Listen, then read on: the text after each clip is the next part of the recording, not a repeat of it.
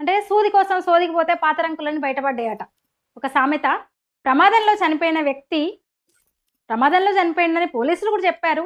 హత్య అంటూ రచ్చ చేశారు. అంతకుముందు పాస్టర్ ప్రవీణ్ అనే అతను కొందరికే తెలుసు పాపం, అంటే తను నిర్వహిస్తున్న చర్చలకు కొందరికే తెలుసు. కానీ అతనికున్న చెడు అలవాట్లన్నీ కూడా ప్రపంచమంతా తెలిసిపోయినాయి వీళ్ళ ఓవర్ యాక్షన్ వల్ల. అసలు ఇంత అతి ఏంటి? అసలు ఈ కన్వర్జెన్స్ ఏంటి? తెలుగు రాష్ట్రాల్లో విపరీతం అయిపోయినాయి. ఏపీలో అయితే మరి సెక్యులర్ కంట్రీ మనది. ఎవరైనా సరే నచ్చిన మతాన్ని అనుసరించవచ్చు, మతం మారొచ్చు.